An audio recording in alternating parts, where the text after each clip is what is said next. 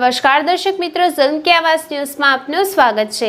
હિન્દુ જાગરણ મંચ શિરોહી જિલ્લા અધ્યક્ષ સાથે દાંતા પોલીસના 5 જવાનોએ મારામારી કરતા એસપી શ્રીને ફરિયાદ નોંધાવવામાં આવી। ગુજરાત અને રાજસ્થાનની સરહદે આવેલ દાંતા તાલુકો, આ તાલુકામાં અનેક લોકો વેપાર કરવા માટે રાજસ્થાનથી આવતા હોય છે, ત્યારે આબુ રોડથી આવેલા વેપારીને દાંતા પોલીસના જવાનોએ માર મારતા મામલો બીચક્યો છે। રાજસ્થાનના આબુ રોડના સ્થાનિક અને સંઘથી સંકળાયેલા હિન્દુ જાગરણ મંચના શિરોહી જિલ્લા અધ્યક્ષ અને આબુ રોડના વેપારી Ambaji Danta home care products selling કરવા અંબાજી અને દાંતા અવારનવાર આવતા હોય છે, ત્યારે 19 ઓક્ટોબર 2021ના રોજ દાંતા બસ સ્ટેશન પાસે આ વેપારી અને હિન્દુ જાગરણ મંચના અધ્યક્ષની ગાડી ઊભી હતી। વેપારીની ગાડી ચાલુ હતી અને વેપારી ગાડીમાં બેઠેલો હતો, ત્યારે ખાનગી ડ્રેસમાં સફેદ કલરની ગાડી લઈને આવેલા અને હિન્દુ જાગરણ મંચના શિરોહી જિલ્લા અધ્યક્ષ અને વેપારીને ધમકાવીને પોલીસની ઓળખ આપીને વેપારીને પોલીસ स्टेशन खाते ले गया। पहले मैं अपना परिचय दे दूं। मैं सच्चिदानंद झा, जिला अध्यक्ष हिंदू जागरण मंच, जिला सिरोही, राजस्थान। और अभी मैंने जो कार्रवाई की है, मुझे जिस तरीके, पहले तो घटना के बारे में आपको जानकारी दे दूं। घटना इस तरीके की है कि मेरा होम केयर प्रोडक्ट बनाने का कार्य है और अंबाजी और दाता के अंदर में मेरी सप्लाई है। मैं उसको डिलीवरी करने के लिए महीने में 1 से 2 बार जैसे जैसे ऑर्डर होते हैं मुझे जाना पड़ता है। मैं उसी संदर्भ के अंदर 19 तारीख को दाता गया था, लेकिन लगभग 4 बजे के आसपास 2 पुलिसकर्मी जो साथ, बाद में उन्होंने जो मुझे बताया कि पुलिसकर्मी है, मेरी शादी वर्दी के अंदर में सफ़ेद गाड़ी के अंदर में आए और उन्होंने मुझे ज़बरदस्ती उनके पीछे गाड़ी मोड़ने को कहा कि थाना चलिए और ये ठीक नहीं है। ऐसे करके उन्होंने मैं उनके पीछे चला गया और थाने के अंदर में जा करके उन्होंने गाड़ी को साइड में करवा के गाड़ी की चाबी लेने की कोशिश की, लेकिन मैंने कहा कि नहीं, आप मुझे शादी वर्दी में हैं, मैं आपको कैसे दे सकता हूँ, मुझे पीआई साहब से बात करनी पड़ेगी, मिलना पड़ेगा और पूछना पड़ेगा आप कौन है, और यदि मैं संतुष्ट होऊंगा तो ज़रूर दूंगा, मैं यदि गलत होऊंगा तो बिल्कुल दूंगा, लेकिन मैं गलत किसी रूप में था नहीं।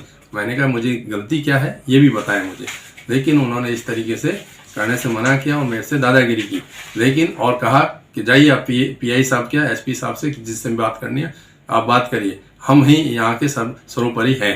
लेकिन इसी संदर्भ में फिर भी इतने बावजूद भी मैं पीआई साहब को ढूंढने के लिए अंदर गया, लेकिन पीआई साहब की जानकारी मिली कि उनकी ऑफिस बाहर है, लेकिन ढूंढने के तहत ही मैं जैसे ही बाहर आया तो जब 2 जने के साथ में 3 जने और थे और उनमें से एक व्यक्ति जो बोल रहे थे मैं थाना का इंचार्ज हूँ, तूने चाबी क्यों नहीं दी, जब चाबी तेरे को देनी चाहिए, इतनी बार कहने के बावजूद भी तुमने क्यों नहीं दी। मैंने कहा कि वो ठीक है साहब, लेकिन मुझे देना चाहिए, लेकिन मुझे पहले जानकारी तो मिले कि आप कौन है, सब शादी वर्दी में कैसे मैं दे दूं आपको। लेकिन इतना कहने के साथ ही उन्होंने मेरे से गाड़ी की चाबी छीनी, मोबाइल छीन लिया और मारपीट करने लग गए। मारपीट करते करते अंदर भी घसीटा और मुझे बड़ी धमकियां देने लग गए कि हम तुम्हें 185 के तहत में अंदर करेंगे, जो तुम जिंदगी भर सड़ते रहोगे, तुम्हारी गाड़ी सड़ती रहेगी और तुम्हें यदि इससे बचना है तो हमें 50,000 रुपये कैश दे दीजिए, तो हम इस को रफा दफा कर देंगे। मैंने कहा इतनी बड़ी रकम मैं कैसे दे सकता हूँ, बड़ी स्थिति अभी दयनीय है कोरोना के समय के अंदर में, ये मैं देने में असमर्थ हूँ। और तब उन्होंने अनेक तरह के धमकियाँ देना शुरू कर दिया। फिर मैंने कहा कि मैं अपने आप में सही हूँ, मेरी गाड़ी सही है, आप चाहें तो चेक कर सकते हैं। तो उन्होंने सारे कागजात चेक किए, सब कुछ चेक किए, वो बिल्कुल सही थे, यहीं यहाँ तक कि गाड़ी भी बिल्कुल सही थी। किसी भी इस मापदंड में जो एक मापदंड होता है उस मापदंड के अंदर में हम सही थे।